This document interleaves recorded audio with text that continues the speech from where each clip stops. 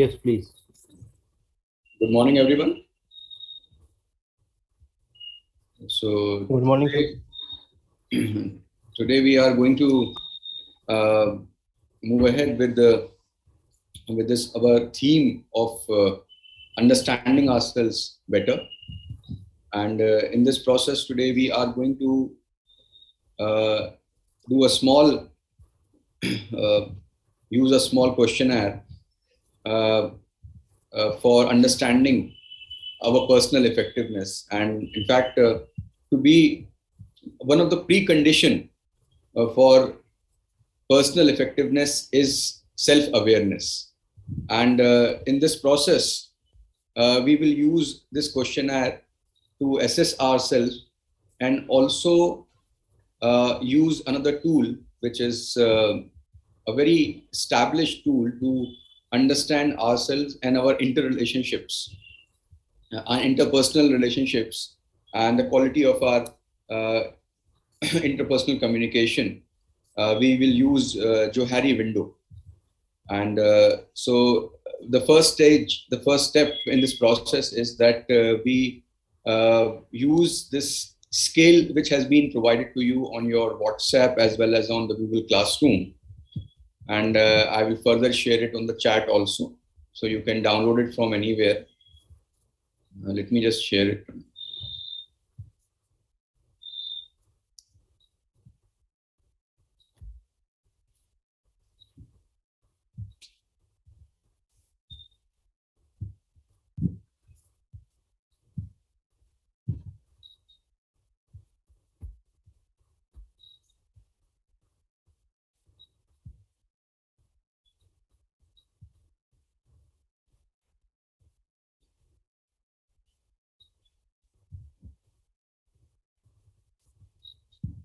So that has been shared on the chat also.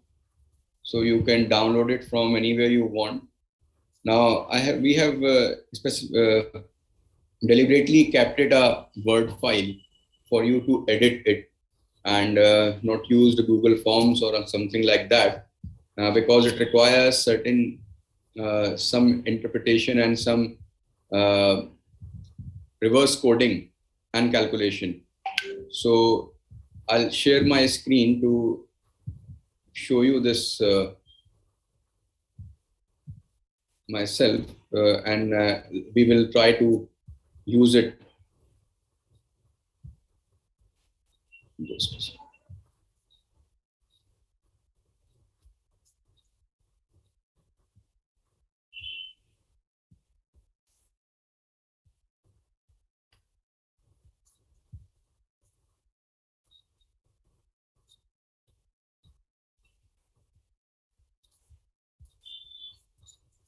So all of you can see my screen. This is the Word file which is there. Yes, sir. It's very simple to administer. So there are some instructions there that what you have to write. The key to effectively use this scale is to be honest, to be as honest as possible. So it is again, the results will not be publicly discussed, only for indicative purposes. We will take some samples, and to discuss the range of scores and the mean of certain things. We will not individually discuss the scores, and this is for you because you have the scale, so you know your scores. So please be as honest as possible while answering this.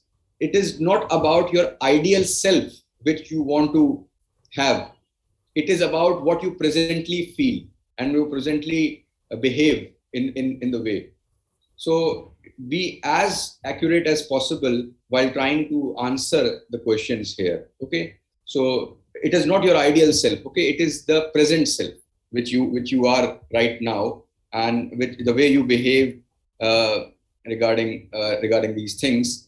So there is these one grid is there, 43210. So what you have to write, if the statement is most characteristic of you, or you feel this way, so you have to write 4.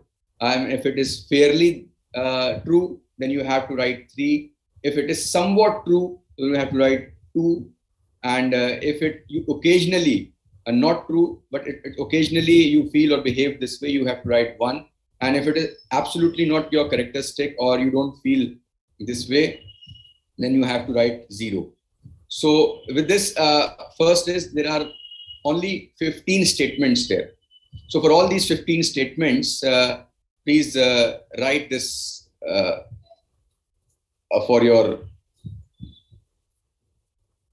how you feel about it. So you can use a pen or paper also to just say read it on the screen and write it, but use the numbering 1, 2, 3, 4 to 15. Okay, so because it will help you in scoring.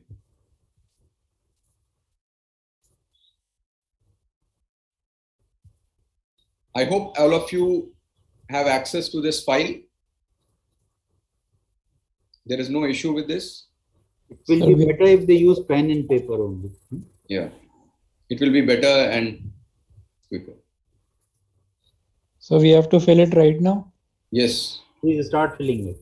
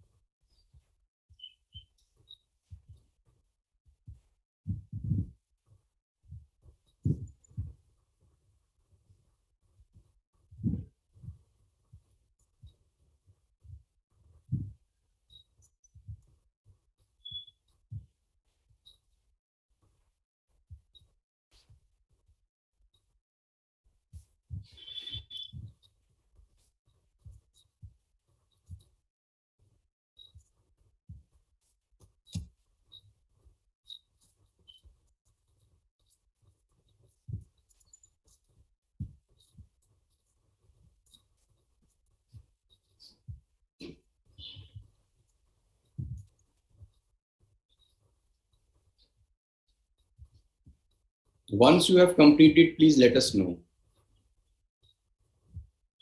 I have completed. What about others?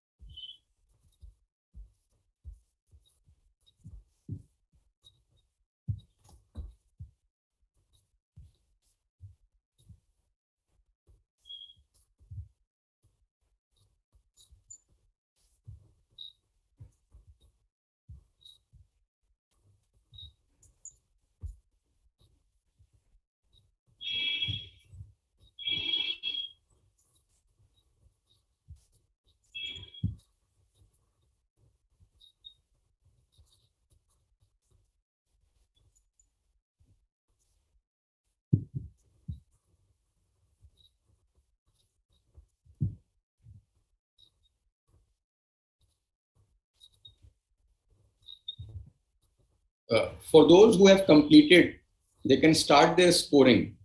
And for the scoring, you can see that there is a grid on the right hand side corner. In the bottom right hand side corner, there is a grid. So there are 3 columns here on the left hand side, SD, OF, and P. And there are numbers written. These are the question numbers which you have answered, the statement numbers. Okay. So some of the statements have a star mark before them. So for those statements, you have to reverse code. And the grid will help you reverse code. Say, for example, for question number 1, your answer was, for statement number 1, your response was 1.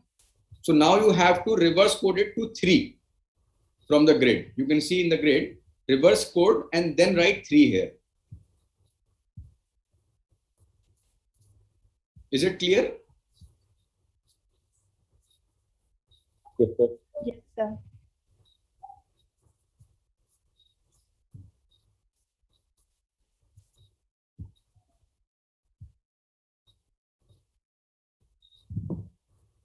So for all those statements which have star mark before them, you have to reverse code your response.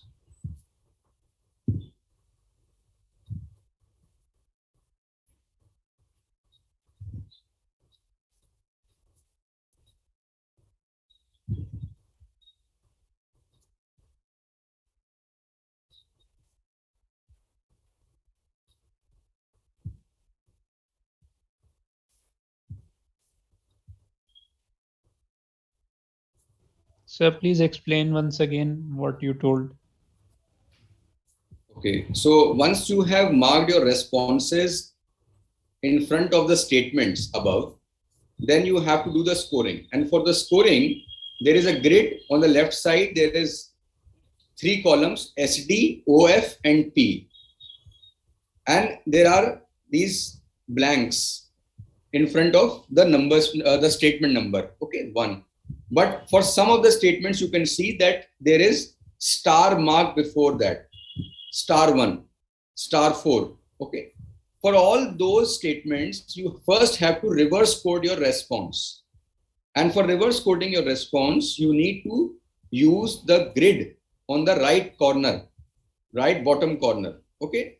So for example, for statement number 1, your answer was, your response was 3, say for example. So now you have to reverse code it to 1 from the grid and then write 1 here. Is it clear now? Yes, sir.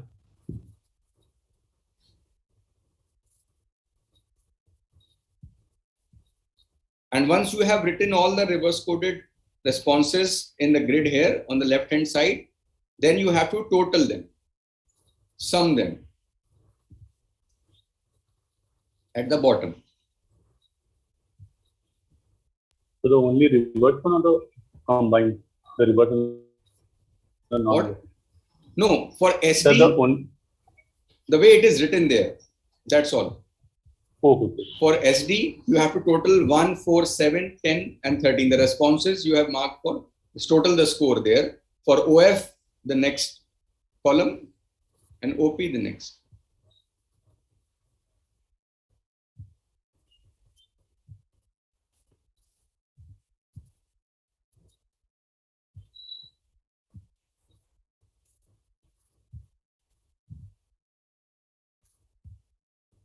Shortly, we will discuss what SD, OF, and P stands for.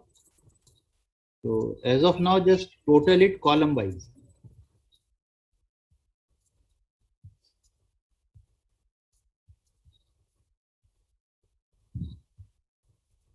So there are 5 statements for each dimension. So the maximum score you can obtain is 20. And the minimum is 0. Suppose your score is 0 for all the statements 1, 4, 7, 10, and 13. So you will get 0. If your score is 4 for all the 5 statements, naturally your score, maximum score could be 20.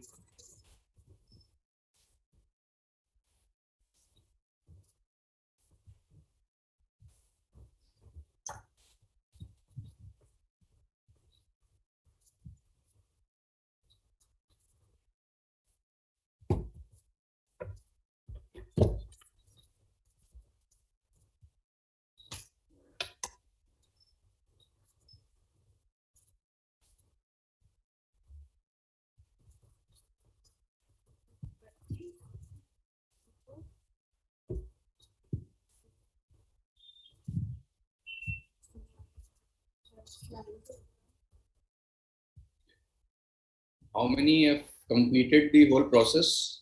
They have got the scores on the dimensions, 3 dimensions, SD, OF, and P. Sir, done. Completed, sir. Done, sir. Done, sir.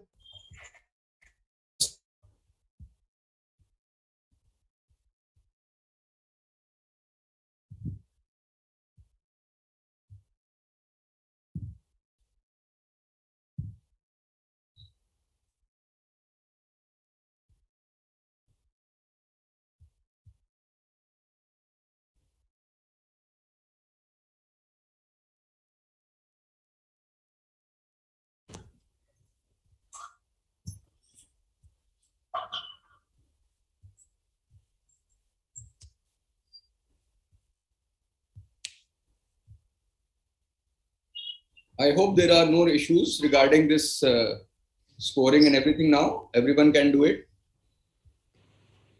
So most of the people, they are saying that they have done it. Very good.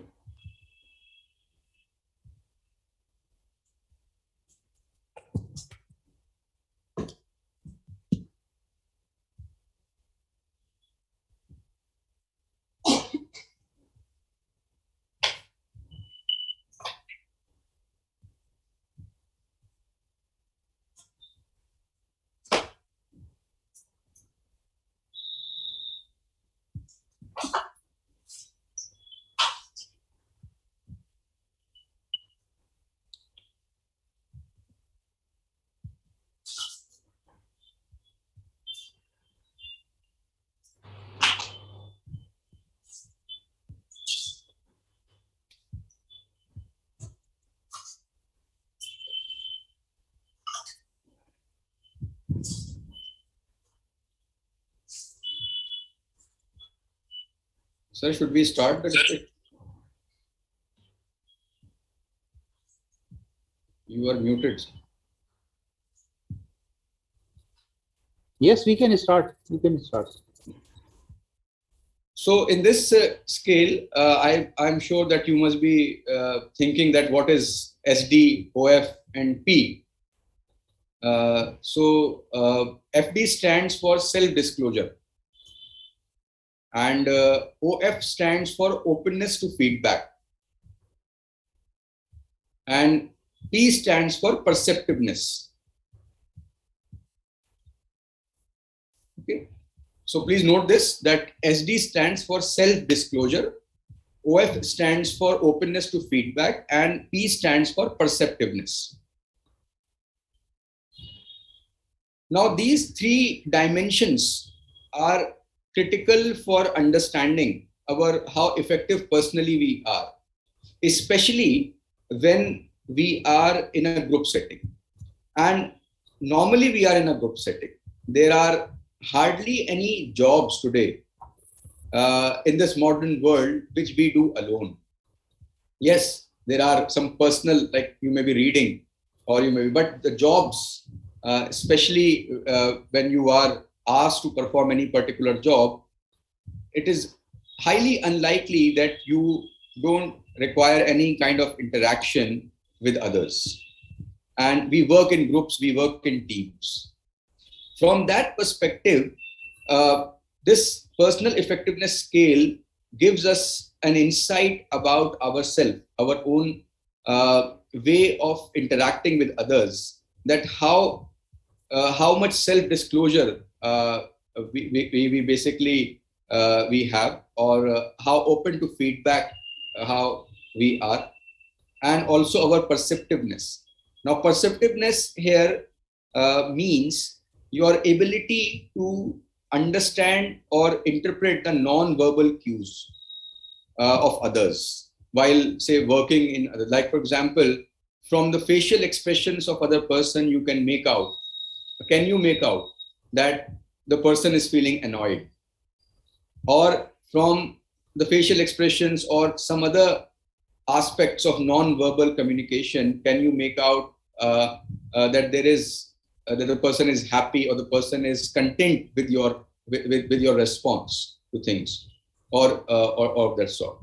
So this is these three aspects basically combine to give us an insight about our personal effectiveness. Now this as far as the scores are concerned, there is a range, like what sir has just now explained, that there is can be a range that you can have on self-disclosure. You can have 0, or you can the range can be from 0 to 20. Okay, so because there are 5 statements and the maximum you can have 4 for a particular statement. Now, where do we lie in terms, because this is a continuum, this is a scale, and where do we lie in that scale is important for us to understand. And because if we take a mean of this range, we find that the mean is 10. Okay, now do we basically are above this mean or below this mean? So mean also gives us an indication. It does not give the because since it is again a relative measure, so it is not an absolute measure. So it will give you an indication that where do we stand in terms of say these 3 dimensions. Okay. So, sir, do we start with the Johari window first, or I think we can have a few sample scores? Those who wish to share. So those who wish to share, they can just share their scores on the chat. Some sample scores, so that we can have a more in-depth discussion and we can discuss. And there is no problem as such. And please understand this, that there is no issue if, say, for example, you are having some scores which are like Low or high. Low or high. So there is nothing low or high in this as such. It's only an interpretation of an score. So we are getting some scores here.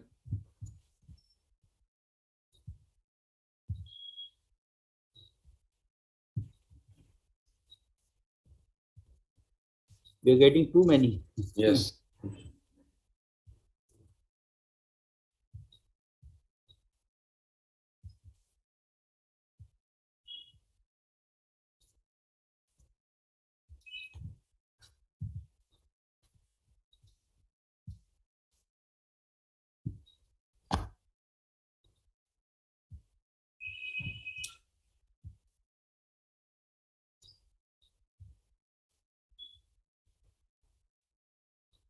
One thing is very clear, that we are all very different, isn't it?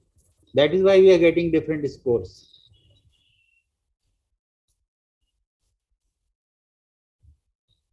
And you see the range is very, very high.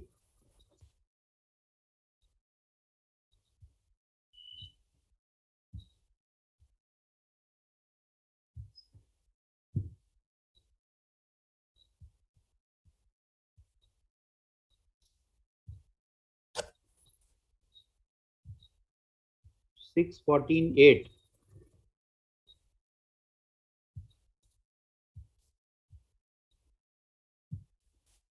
We have very even kind of scores also. 10, 12, 12, 10. Then 9, 11, 7. 13, 15, 12. There is 13, 13, 12 also. Hmm. Very even, like there are some like 9, 5, 11. We have 9, 5, 11 also. 9, 5, 11.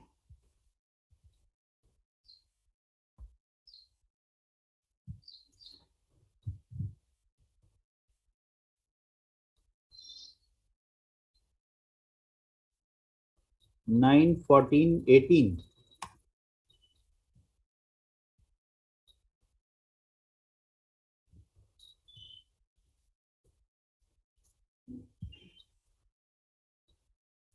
We again repeat this point that there is no ideal score.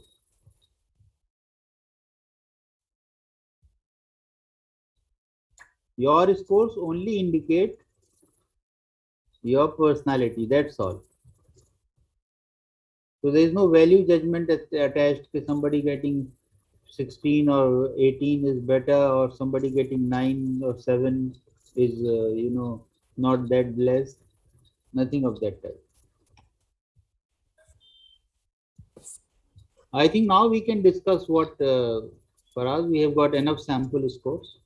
Okay. We can discuss the implications. Okay. So if we look at the first one, which is the self-disclosure. Now, when we were talking about overall openness, openness has two aspects. One is self-disclosure, the way how open we are, sharing with others what others do not seem to know about ourselves, sharing with others. And the other is use of feedback, being able to receive what others say about us or others feel about us. Okay, so it is a combination of this self-disclosure and openness to feedback. Now, how I think it would be good at this juncture if we start with the Johari window also, because then they will be able to appreciate the theoretical foundation better, on which this self-disclosure and openness to feedback rests. So can all of you see this screen? Course Theory of Success.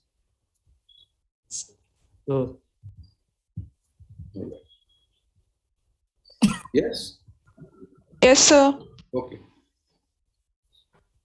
So if we look at this core theory of success, there is a very interesting interrelationship between all of these things. And in fact, the quality of our actions or the quality of our results is very much dependent on the quality of our relationships. And how we build on these relationships basically depends on the kind of personality we have and how open we are and to the feedback and how we interact with others. Though the rationale of this process is basically that people have the innate ability to adapt to 4 approaches when it comes to interpersonal relationships with respect to themselves. One is the ability to disclose a lot of information about themselves. The second is the ability to disclose any information about themselves. So there is a difference here, lot of information or any information. Okay. Or the ability to receive feedback in a constructive way. And finally, the ability to resist any feedback about themselves. So we build our relationships with others by a combination of these 4 strategies, you can say. Okay. How much we disclose or what we disclose, the first 2 aspects. So there can be. I think Dr. Faraz, instead of ability, propensity would be the right word. Yes. Orientation or propensity to disclose a lot of information. Yeah, sir. So it's a personality orientation actually. Orientation. How we are inclined towards, how inclined we are towards disclosing information about ourselves. So it may be in terms of quantity, say for example, we may be disclosing a lot of information about ourselves, but they can also be what kind of information we want to disclose. Say for example, we may be very comfortable in disclosing information regarding our past experiences. However, or positive experiences. However, we may not be very comfortable in disclosing, or we don't have that inclination to disclose the information related to certain negative aspects or negative experiences which we have had in the past. Then ability to receive feedback and how open we are to receive feedback. So feedback can be received and obviously in a constructive way, in a way that, okay, this we will build, we can use this feedback to improve any aspect about ourselves, or what we can do, we can resist the feedback. And sometimes there is also this inherent, or you can say, there is propensity to resist the feedback. Say, I don't care what others feel about myself, or I don't care what others say about me. I will just do what I feel like. So there is this. So based on these four abilities or propensities, you can say, we basically build on this process of Johari window. And Johari window addresses the four kinds of questions. What do others know about the individual, and what is unknown to them? What do others not know about the individual that they should know? And what do they know about the individual that the individual should know? So it is better that we come to this window as such. So this concept of Johari window, you must be thinking about this name, why it is called Johari. So it is based because the researchers who developed this, their names were Joseph Luft and Harrington Ingram. So the first names, they took some words from the first name, Joe and Harry, and they combined it to become Johari window. And it's a very old instrument to understand, have better self-awareness. It was developed in 1950s and then published in 1973. So it talks about, we can say that there are two aspects on two continuums on which we can divide this. So one is, we can say on the left side, that there are two aspects, known to others and unknown to others. That is how, what others outside world feel about, or people outside ourselves know about others or don't know about us. So that's the first continuum on the left hand side, and that's the vertical continuum. And then the horizontal continuum is known to me and unknown to me. As an individual, what do I know about myself? And there are certain aspects which are unknown to me. And in this process, if we divide this, there are four windows which open about ourselves. The first, on the left hand side corner, you can see that there's an arena which is called public area, which is the open space. In this space, what is this space? This space is known to me as an individual, and it is also known to others. For example, my name, my age, my orientations to an extent, or maybe known, obviously it is known to me, but they're also known to others. For example, in an employment setting, you go and an interviewer will know these things from your application and from your CV. They will be knowing that is the public arena, which is open to everyone. Then there are aspects which are unknown to me, but others know about myself. So for example, this is called the blind area, which is I am blind to that area because it is not known to me, but it is known to others. For example, there are some examples here, but more, for example, a lot of mannerisms. If we look at ourselves, there are a lot of things which we do, which we are not conscious of, but others may notice it. Say, for example, the way we ask questions. Now, we may be asking questions in a way that we are used to, but others may be taking it like it may be annoying to them, or it may be looking like more of an insult to them, or it may be very disrespectful. So that aspect, that okay, we are doing it without unintentionally. So it is a blind spot. It is kind of a blind area for us. And say, for example, we have a certain habit of bringing in something, or we have a certain habit of prolonging a discussion.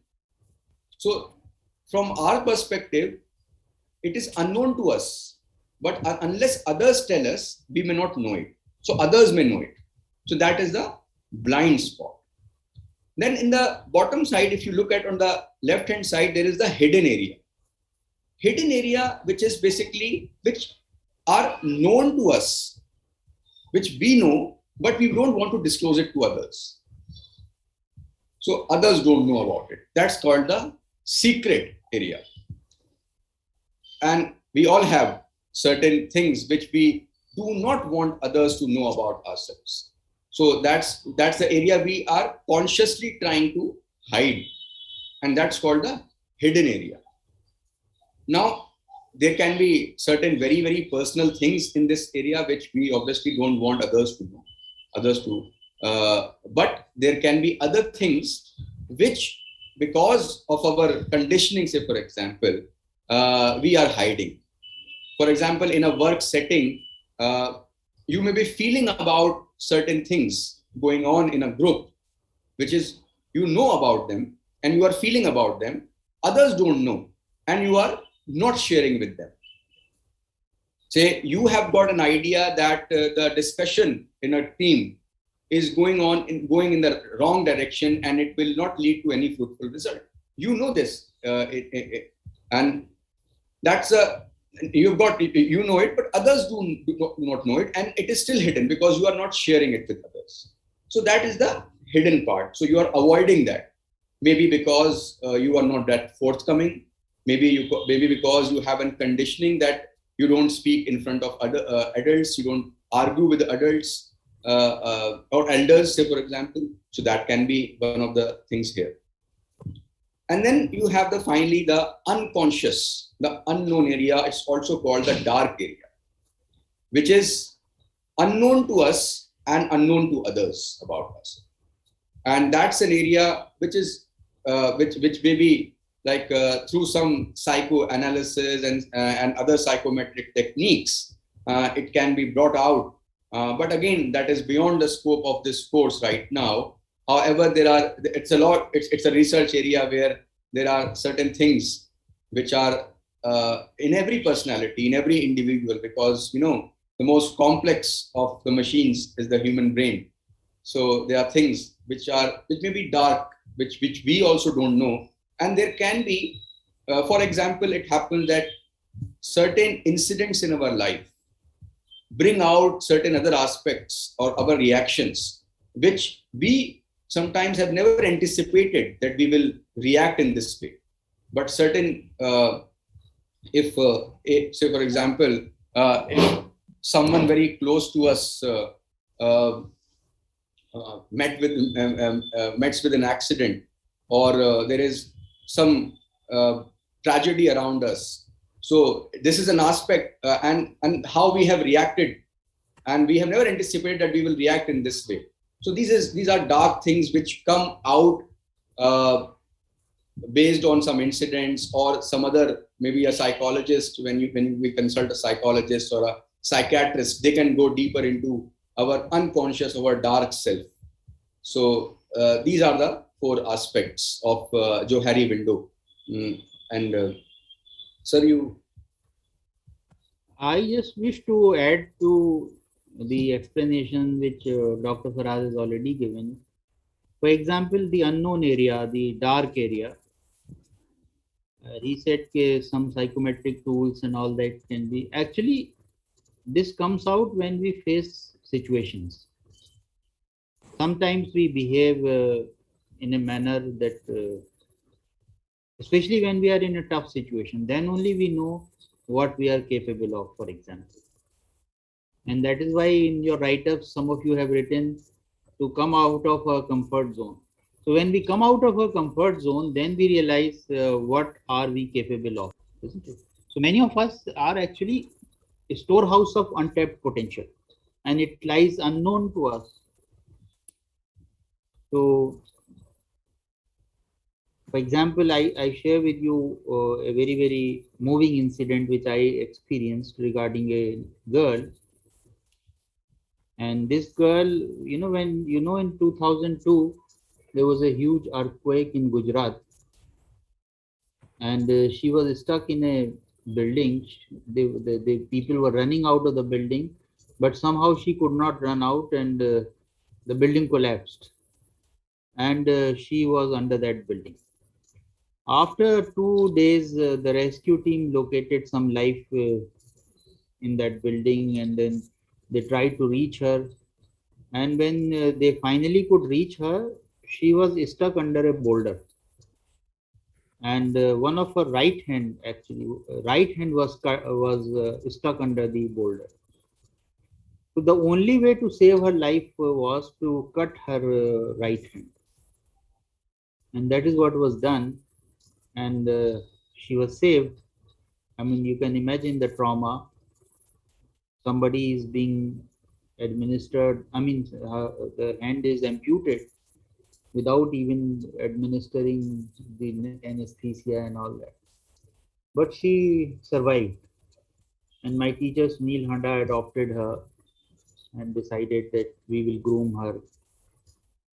And the way she groomed herself is a marvelous story of resilience. And when I met her in 2016, by then she had already done her MBBS and she was doing her MD in psychiatry. And when I met Sunil Handa sir last time, I could not meet her. Sunil Handa sir told me that now she is happily married and also doing practice of psychiatry. Because she had that limitation of hand, so she could not get into clinical streams, but she was doing psychiatry. So there are, hidden potentials that we all have, and when we, God forbid, any of us faces that situation. But yes, when we are faced with an adversity, the best in us comes out. So that is also, so once you have this orientation, many of you have expressed this orientation to throw yourself into tough situations. Then you realize how capable you are or what can you accomplish. Yes, for us, we can move ahead. So if we continuing with this, if we look at ourselves, we find that in situations when we share about ourselves, or when we get into the act of self-disclosure, so our public arena or public area, you can say, in this window, our window enlarges. And there are two ways, in fact, two conscious ways in which you can enlarge this public arena. In fact, it is said that for having good interpersonal relationships, and we must have a sufficiently large public arena or public area. So there can be two ways in which you can enlarge it. One is that you can be less secretive about things which do not have that kind of implication, like which are not that private, but can so you can enlarge it by covering more of your hidden or private area. So if we start disclosing more things from that part, which are not detrimental to, say, for example, your any personal or your own personality, or which are not that personal, but can impact your relationship with others. So you can enlarge this part, and if you enlarge it in this way, you can see that your hidden area becomes a bit smaller and your public arena increases in size. So this is one way in which we can increase and have more self-disclosure about ourselves. The second area or second aspect is obviously where we can also move it in a horizontal way, where we receive. In fact, the way in which we can reduce our blind spots and increase our public arena by moving the sideways is by being open to feedback, open to constructive feedback, and taking feedback positively. If it's a constructive feedback, So we take it positively, and we use that feedback to improve ourselves. Maybe from the perspective of if we are in a group situation, maybe if we are acting in ways which is annoying at times, if we are disturbing things, and all these things which are there in our personality, which are basically our manners or mannerisms, we call them, which we were not aware, but now when we have received the feedback, now we are aware. So can we do certain things to make ourselves better in that particular aspect? So if we do that, so we make our blind area smaller and enlarge our public arena. So these are the two ways. And once, if say for example you are doing these two things together, so when we solicit good feedback and we also disclose, and it goes both ways. So when say for example you are in a group situation, the more you disclose, the better feedback you will get. So if say for example you don't disclose about anything about yourself, and just you want all the feedback, that's not a very good strategy, and that does not work very well. So we build relationships by building trust, and the bedrock of trust is self-disclosure and openness to feedback. So we basically enlarge our both of these dimensions on the right hand side as well as downwards. We shorten make our blind spots smaller and make our hidden area also smaller by enlarging our public area.